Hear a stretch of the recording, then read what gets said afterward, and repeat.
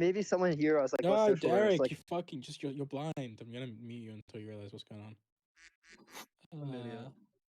Oh, yeah, what's up, I'm Jack? Let's go. Hey, Jack, I heard that you're like an atheist or something. yeah. So you don't believe God exists then? No. Oh, that's pretty crazy. So what do you think about the modal ontological argument?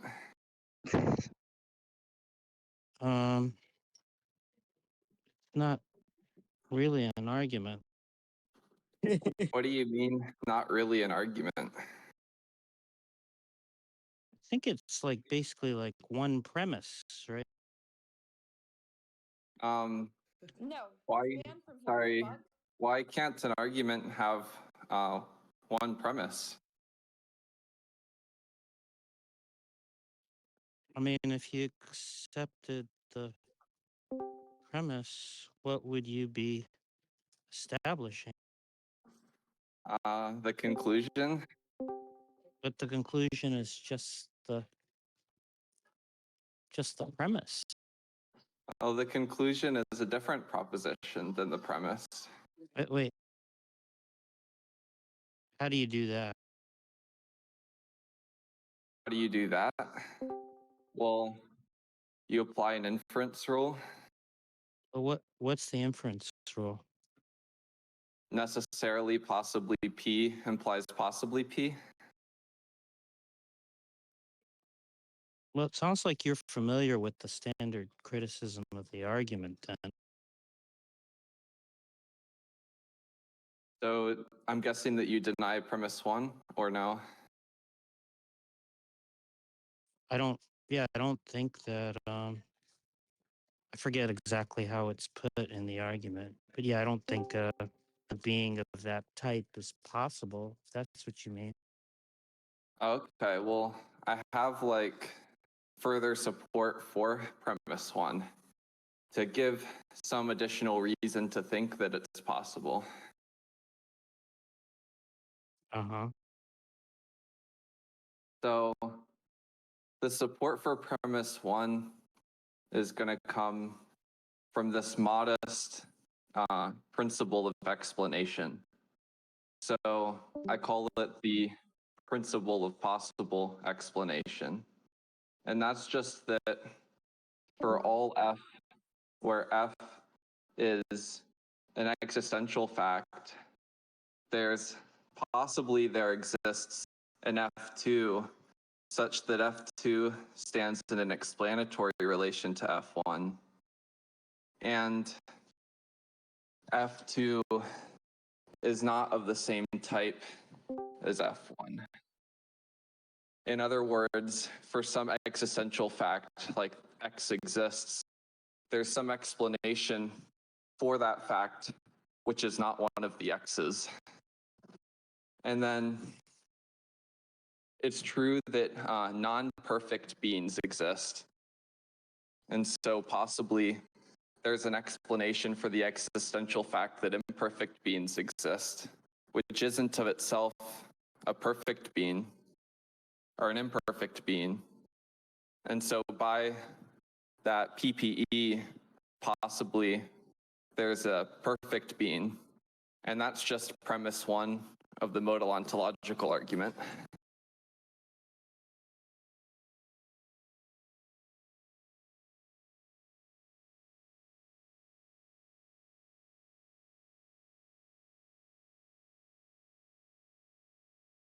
Yeah, I didn't really follow that. Which part? I guess I don't know what's meant by a perfect being, and I'm not understanding what this explanation relation is doing there. So you're asking like what's a perfect being, and two, what's the explanation relation? Well, what is it doing there? I mean, I can sort of usually imagine what's, at least roughly, what's meant by an explanation relation, but I don't understand what work it's doing in the argument.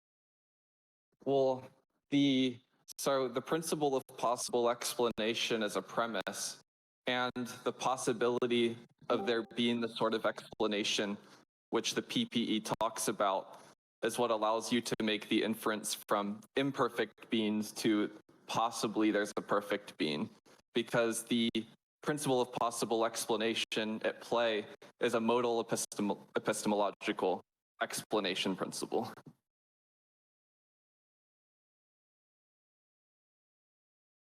What is the principle of possible explanation? I can give like the plain language version or the technical version. Which do you prefer? Plain language.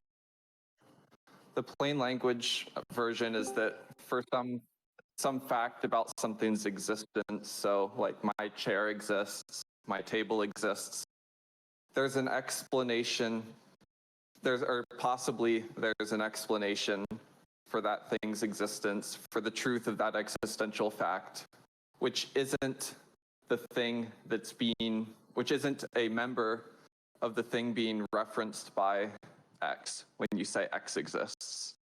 So it just has a non-circularity condition.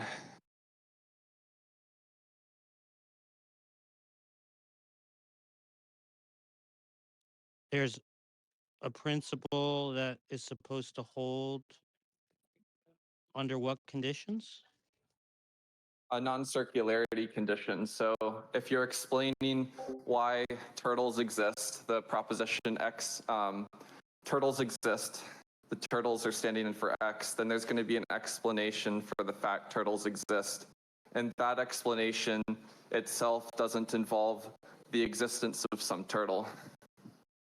The idea is that for any X, it's possible there's some explanation for that X. For the fact X exists, the existential facts.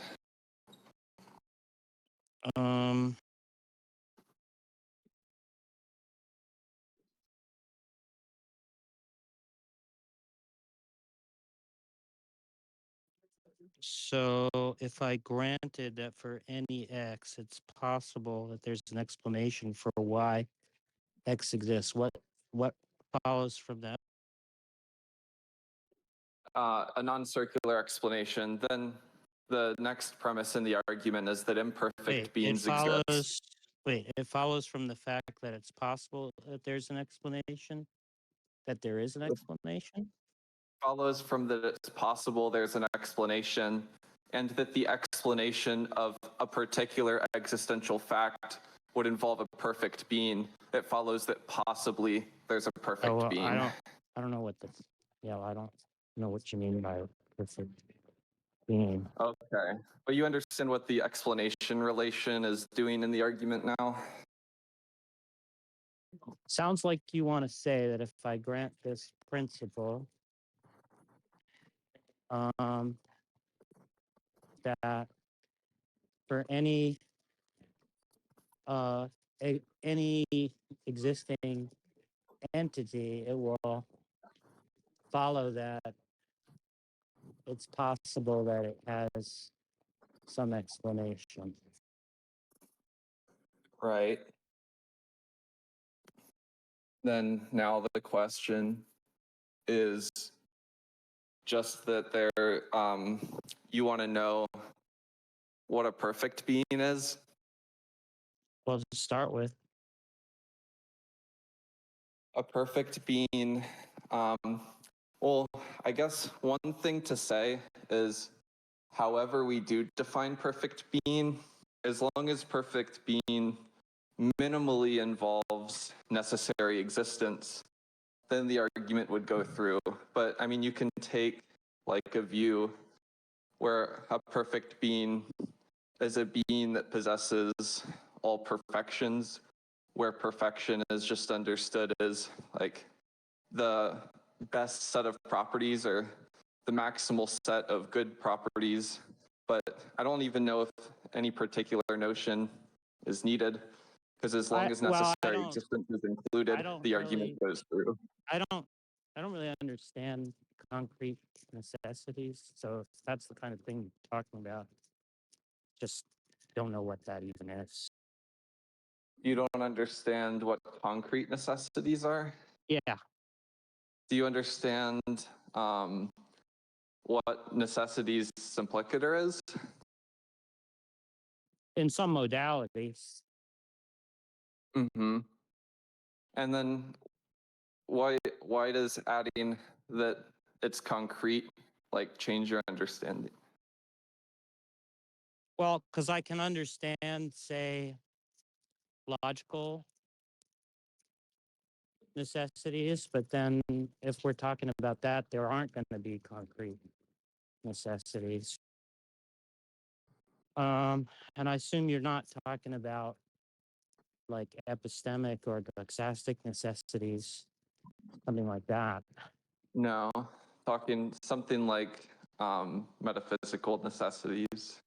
Yeah, I don't really know what is meant by that. It's like the things that actually could be the case. Yeah, I don't find that language like illuminating. But maybe you should talk to Detroyer. Detroyer, I think, is friendly to that kind of concept. Maybe, but Detroyer's like kind of running from me, so I thought I would talk to someone else who is like Detroyer, not are you this scared. running? Are you running from this person, Detroyer? Oh yeah, 100%, 100%. Detroyer, what do you think about um, concrete metaphysical necessities? I mean, you could spell out the modality a little bit better than is normally done, and then we could see from there. Well, when he says the way things actually are or could be, does that help spell it out? Not for me. Okay. All I right. can just start giving cases. Go ahead. Okay, so um, my house couldn't be all blue and all red, even though there's not like a contradiction. That's like a logic or a metaphysical impossibility. But even though my house couldn't be all blue and all red, I could have gone to the store yesterday instead of staying at home. Are you guys getting closer to the concept?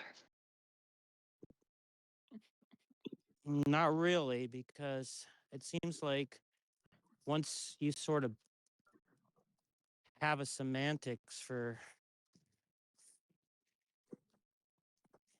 some of the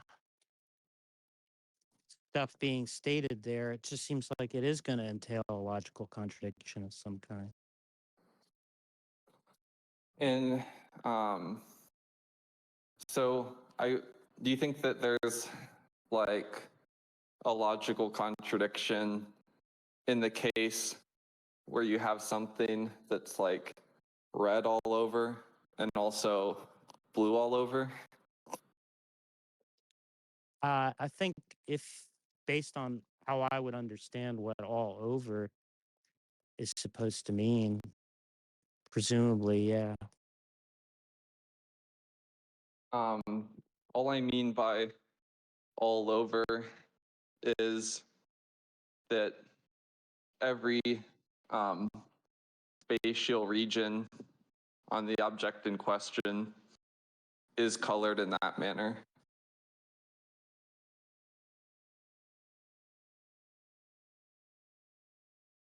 Yeah, but does the concept of coloring a surface, does that entail that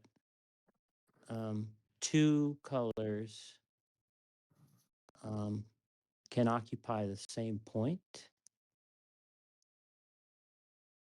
By can you mean logical modality, then I don't see how the way that I'm using the term like entails any logical problem. Well, okay. The only way I understand saying that a point is colored is that it means that it's not colored some other way. That you probably mean something else then, and I just don't know what it is. Well, I do think that if it's colored one way, it entails that it's not colored another way, but it's not like a logical entailment. It's like a metaphysical truth. If it was a logical entailment, like, I'm not sure. I mean, maybe you could show the way that you're using the terms, because I'm unclear how that would be any sort of logical contradiction. Well, I'm saying it's a conceptual truth, so I'm not sure what I could say. That's just how I understand the concept. So you must mean something else by the concept, and I just don't know what that is. So when you say something is red, is what you mean like the conjunction of not blue and not green and not yellow and not purple, not orange, not violet, and not hazel, etc. Yeah, it's going to be built into the meaning of saying that it's red. So even and is that in like the sense of the term? Yeah. So do you think that you're like aware of every color? No. But the idea is just going to be that it excludes other colors. Right, but you have some sense of the way you're using the term, which is the conjunctive, not X, not Y, not Z. And What I'm saying is that it's part of the meaning of saying that something is colored, that it excludes other colors, right? So like if I say this is colored red, right, it's just going to mean that a given point or a given, region of a surface, to say it's colored this way, which is to say, let's say red, right, just means that it's not colored, right, in these like non-red ways, which will include things like blue or yellow or whatever. That's just how I understand the meaning of the term. do you understand what it means to say that something is red without having any other colors in mind, or thinking that it can't be any other color? Maybe you don't even have a concept of any other color. No, I take what's the term for it? Like a structuralist view in semantics, something like that. So like difference is sort of built into meaning. So if we had constructed some sort of Mary's room type of scenario, except for Mary's room, every single thing in the room was painted the color red. If for Mary to say that something in the room was red, that would be like conceptually, or you wouldn't even understand how she's using the term there, or think she's conceptually confused when she's using the term. When she says something is red, why would she be confused? Well, she doesn't even have the concept of other colors other than red. What I'm saying, other colors other than red. Well, she has in order to have the concept of a color, there's going to be something that's going to be contrasted with positively, right? So it couldn't like simultaneously be colored and uncolored, for example. So if you were in this red room with her and she said, the wall is red, you would have like no clue what she was saying. No, I think what I'm saying is that just by virtue of the fact that she's excluding something, that there are things that are sort of being ruled out by that predication. I don't see why I wouldn't think she has a common concept with me. Well, the idea is that both of you were in this room for your entire life and haven't even seen anything or experienced anything which is any other color than red. So the idea is that if the sense of red has baked Well, in. the question is if she has a concept of color, not merely the concept of red, right? Because the idea of color is going to have built into it that if something is one color, right, it's not also another color, right? At least in the ordinary sense, right? Well, I mean, obviously, I'm not talking about, blendings and, things like that. But presumably, if she doesn't have a concept of color, then she also doesn't have a concept of red, right? Because Well, red is a color. I thought the idea here was that two things can't simultaneously be the same color. Right. Well, then we got stuck on figuring out whether or not I can get the concept in your head of a color as is not defined in like a negative manner. Yeah, but I'm saying that my understanding of meaning is differential, right? Well, yeah, so I was just asking then, given that your concept of meaning is differential, then in this sort of thought experiment, you would say that language or concepts are confused, like they couldn't coherently say that something was red. If I'm understanding you correctly. Well, I don't know. I guess I'd have to know more about what that person's conceptual repertoire is and like how the concepts are applied and that kind of thing. But yeah, if they thought that a surface could have simultaneously, two colors, right?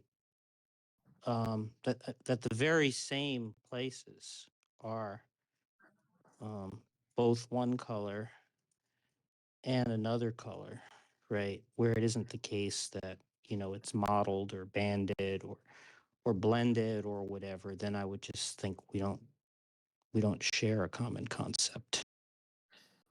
Yeah, We don't share a concept. It's just unclear to me why having any concept of color at all would require this kind of differentiation. Yeah. Well, I don't know that I'd be able to convince you, but there was a blog on this issue that I thought was helpful, which I could find the link for. Okay. There's also like a blog that kind of goes into like a lot of detail about non-differential color concepts. Maybe we can trade blogs or something. That's fine.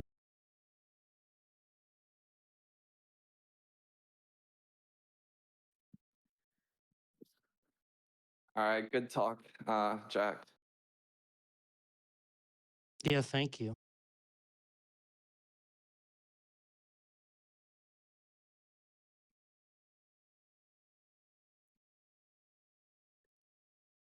That was fascinating. Wait, Is that it?